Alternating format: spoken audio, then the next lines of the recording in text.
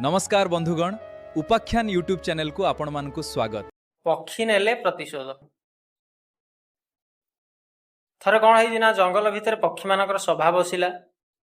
जंगल में जेते पक्षी थिले शुआ सारी कुआ कोइली कजलपाती बणी मयूर शंखचिल पेचा घरचटिया घुमुरीपारा डाउक कपत हलदी बसंत समस्ते आसिकी गोटे जगह एकाठी हेले। जंगल भितर थाए गोटे बड़ बर गछ तार शाखा प्रशाखा चारिआडा को मेली थाए। सेई डाल मानकर पक्षी माने आसी बसिले। एही सभारे सभापति हैला मयूर। से कहिला भाई माने मु आज कहीं तुम्भ मान को डाकी जानिछ कि? सुआसारी कहले ना आमे जानिना हूँ कौन पाई हमको डका। मयूर कहला भगवान सृष्टि रे श्रेष्ठ जीव हेउछि मनीष। मनीष को बुद्धि विवेक दया गुण भगवान सब देइछन्ति, किंतु मनीष एबे पशुଙ୍କ परि हिंस्र हो जाइछि। से जंगल को काटी आम रहिबा जगह को दखल कर गलानी। आम खाइबा फलमूल को खाई जाउछि। आमको शिकार कर निर्दय भाव मारि पकाउछि। बर्तमान आम कौन कले रक्षा पाई परिबा? एहार बुद्धि बाट बाहर कर। काउ कहला प्रतिदिन सकाळु का का आरंभ करी मु लोकंकु उठाउथिली, मु आउ का डाकिबि नाही।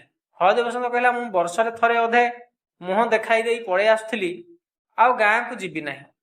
पारा कहला मु लोक मानक घरे रहिबारु सेमानकर धन बढ़ुथिला, मु आउ तांको घरे रहिबि नाही। घर चटिया भी सेही कथा कहला।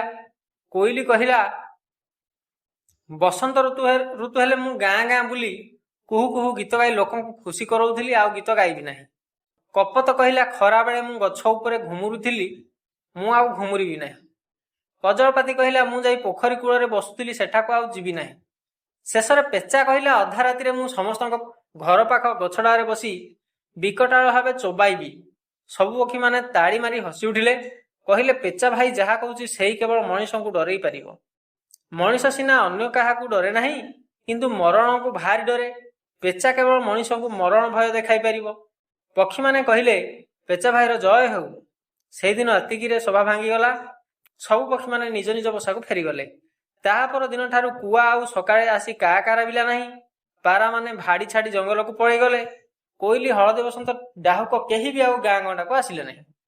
अंधार राति केवल पेचा को कुंथई कुंथई बोवेयाकू लागिले।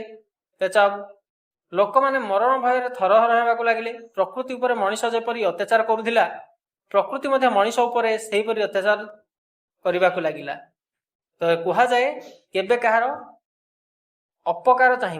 जदि कहानीटी भल लागि थाए तेबे लाइक शेयर आउ सब्सक्राइब करंतु।